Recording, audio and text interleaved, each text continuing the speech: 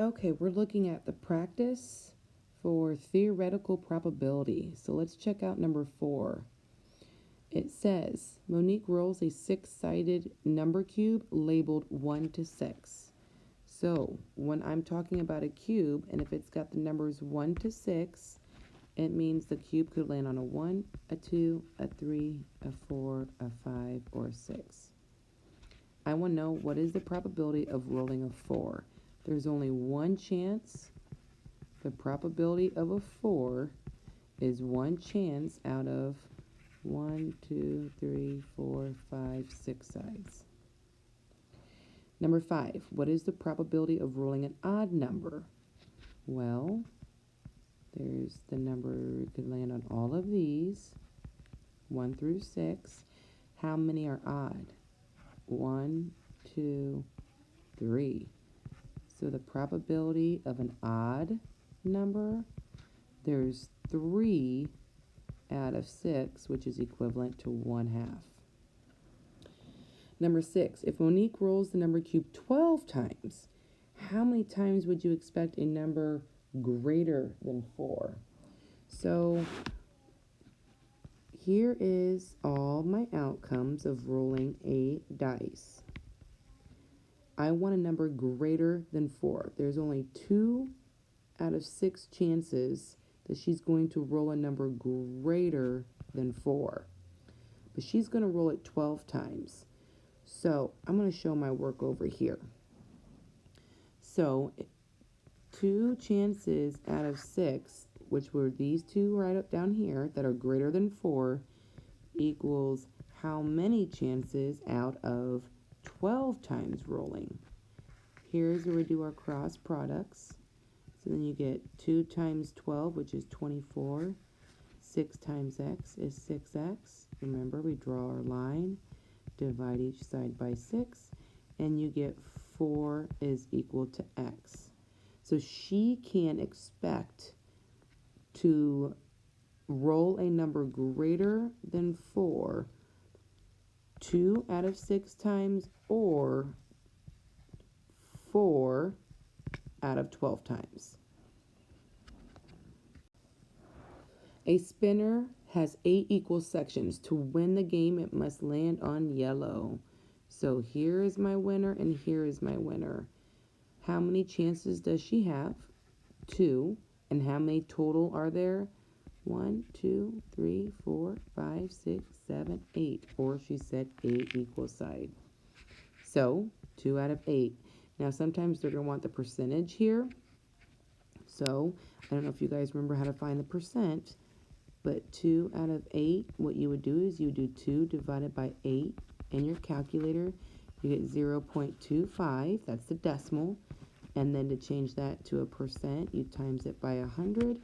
So the percentage is a 25% chance that she is going to roll a yellow or spin a yellow. Number 8, Natalie is playing a game using a fair coin. This word is really important, okay? It's a fair coin. Contestants win the game if the coin lands tails up.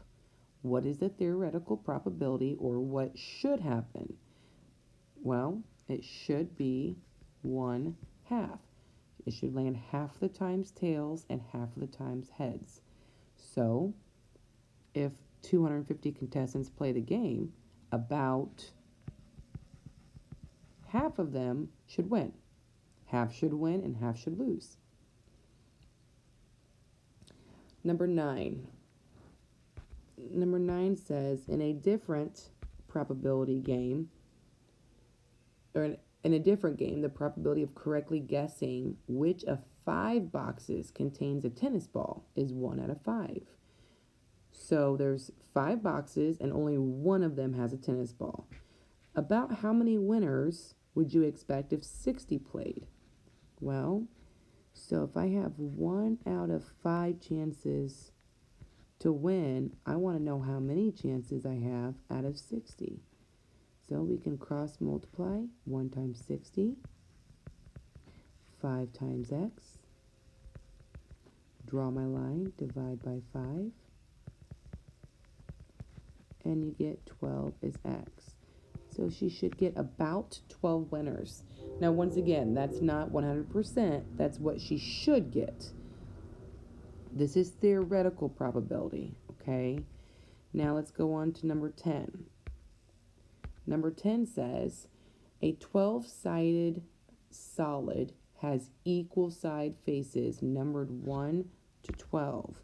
So remember, it's equal side and it's 1 to 12. So my choices are for it to land on 1, 2, 3, 4, 5, 6, 7, 8, 9, 10, 11, and 12. Those are all my choices that it can land. A, what's the probability greater than 10? Well, there are only 2 out of 12 greater than 10, which is equivalent to 1/6. B, find the probability of a number less than 5.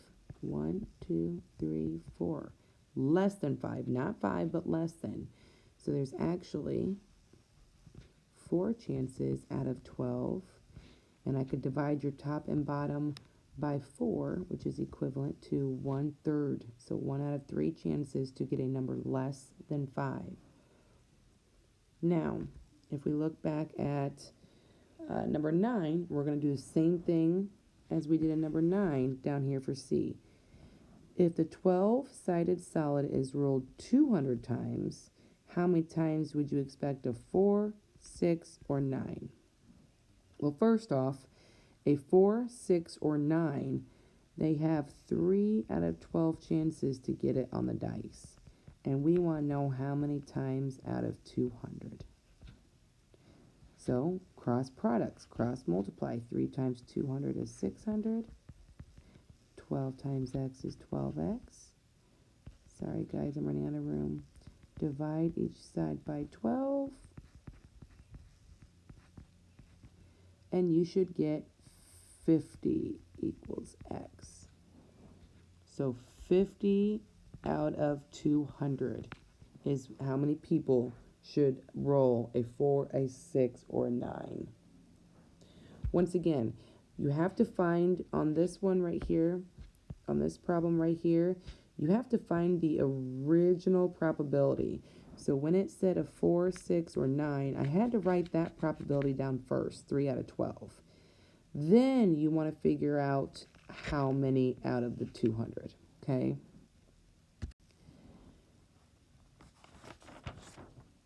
And I told you to skip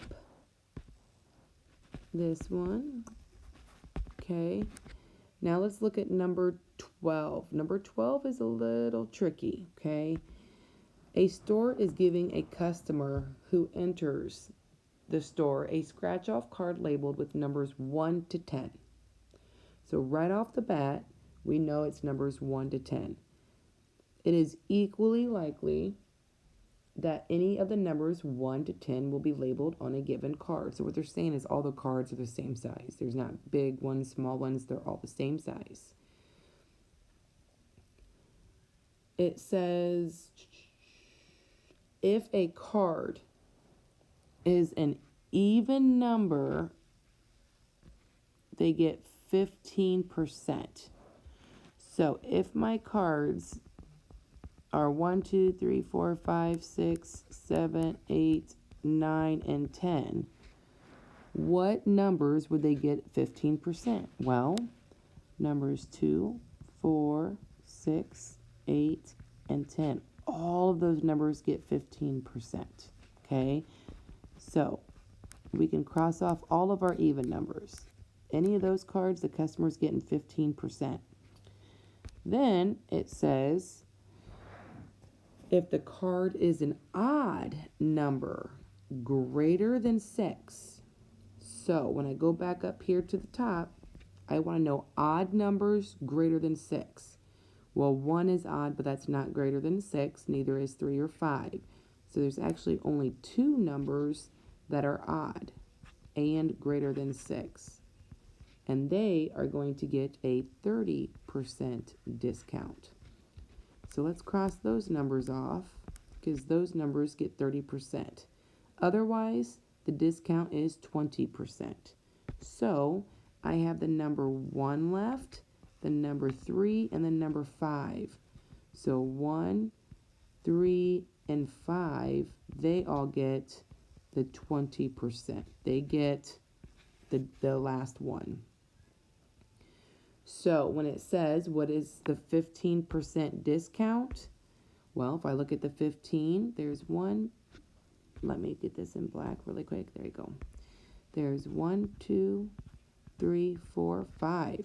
So there's 5 out of 10 chances, which is equivalent to half to get the 15% discount. 20% discount, there's 3 chances out of 10. And then to get the 30% discount, there's 2 chances out of 10.